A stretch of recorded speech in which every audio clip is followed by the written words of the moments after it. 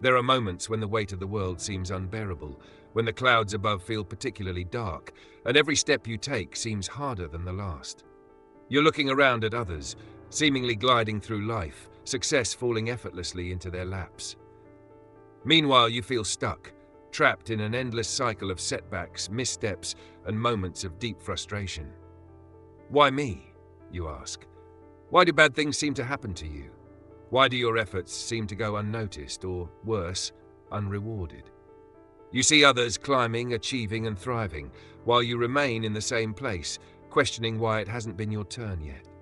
Maybe you've been trying hard, working longer hours, keeping your head down, sticking to the rules, and doing everything you were supposed to do.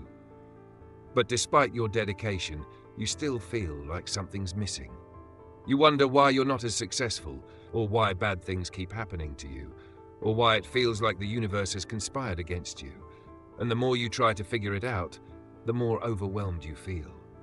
It's in moments like these when the question rises from deep within, why me? We live in a world where comparisons are inevitable.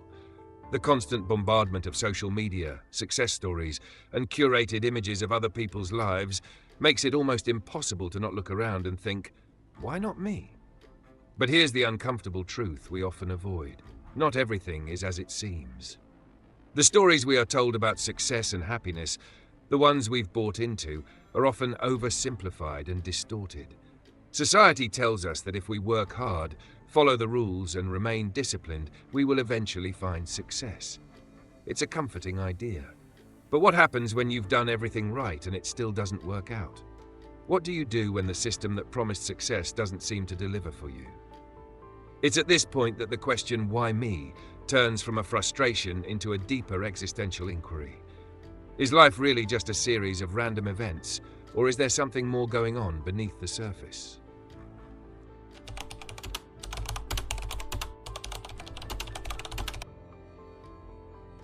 Let's start with a foundational question. Why do bad things happen? It's easy to feel like the universe is against you when things aren't going your way, but the truth is much more complex. Life is full of challenges. There's no denying it. It's a struggle that stretches across centuries and generations. But here's the thing. Struggle, hardship, and pain are not unique to you. Everyone at some point faces difficulty, failure, and disappointment. The question isn't why bad things happen to you, but why we interpret these experiences as signs of something wrong with us. We're conditioned to believe that pain is a signal of our inadequacy, but it's not. It's just part of the human condition. As Nietzsche once said, to live is to suffer. We often think that if we could somehow escape the struggle, we would find happiness. But that's not the path to fulfillment. Struggle isn't something to be avoided. It's something to be embraced. The moment you begin to see the challenges of life as opportunities for growth rather than as signs of failure, you can shift the narrative from why me to what can I learn from this? Take a moment to think about the times in your life when you've overcome difficulty. It's often in the toughest of moments that you discovered your true strength, resilience, and character. Sometimes, the hardest experiences create the most profound transformations. You may not realize it in the moment, but challenges are teaching you something. They are shaping you, preparing you, and refining you. But this doesn't mean that suffering is easy to bear. It's painful, it's disorienting, and it feels unfair. But when you begin to see these moments through a different lens, they no longer define you. The hardships become stepping stones rather than roadblocks.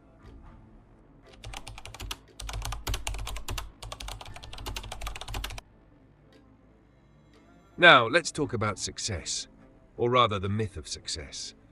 It's easy to look at the glossy, polished images of success on social media, or to hear stories of people achieving great things and think, why don't I have that? But the truth is, success is not a straight path. It's not always about working harder or doing more. Sometimes it's about timing, luck, and circumstances beyond your control.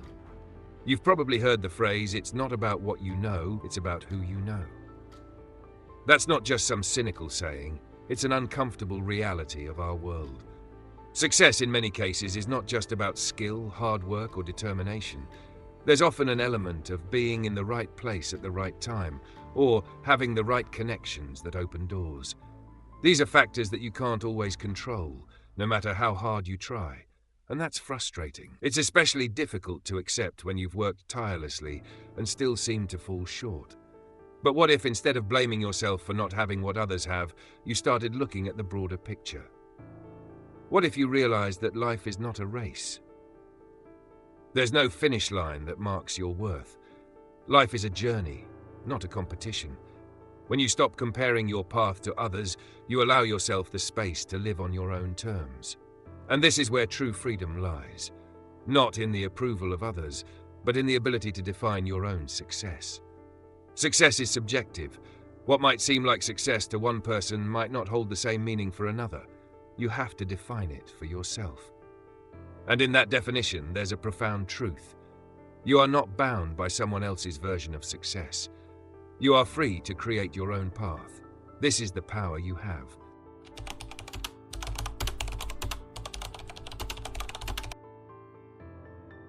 Here's something else to consider: the weight of expectations.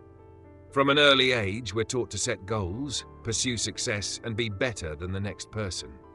We're told that the key to happiness is in the future, once we've achieved our goals, once we've reached the pinnacle of success. But what if that future never comes? What happens when the future you imagine doesn't materialize in the way you expected? Is that a failure, or is it an invitation to redefine your goals? In the pursuit of success, we often lose sight of who we are. We become consumed by external validation, by the approval of others, and by the idea that happiness is something to be earned.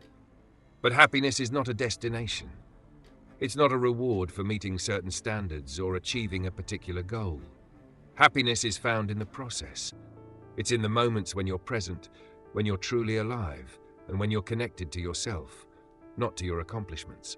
The burden of expectations can be suffocating, but it's also liberating once you realize you don't have to carry it. You don't have to meet anyone's standards but your own.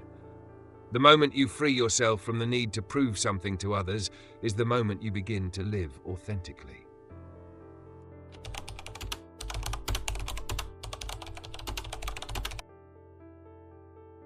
So, what does this all mean? How can you begin to shift from why me to a place of understanding, self-awareness, and acceptance? The first step is to look inward. Self-awareness is a powerful tool. When you start asking yourself the hard questions, why am I feeling this way? What do I truly want out of life? What is holding me back? You begin the process of self-discovery. And in that discovery, you find the answers that have been within you all along. It's easy to look outward for answers, but the truth is, everything you need to move forward is already inside you. The problem isn't that the world has it out for you. The problem is that you've been looking in the wrong places for validation, for direction, for meaning. You've been waiting for someone else to tell you your worth. The moment you start acknowledging your own worth, you stop seeking validation from external sources. You begin to understand that who you are is enough, and that's when everything starts to change.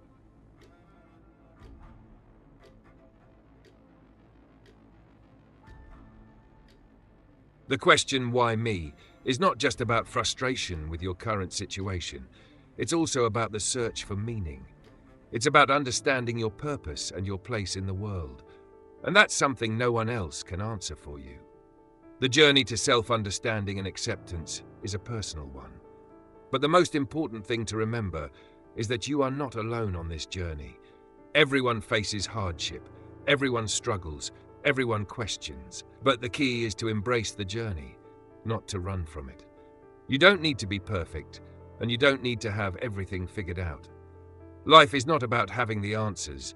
It's about asking the right questions and staying curious. You don't have to compare yourself to others. You don't have to live up to anyone else's expectations. You just need to find your own path at your own pace.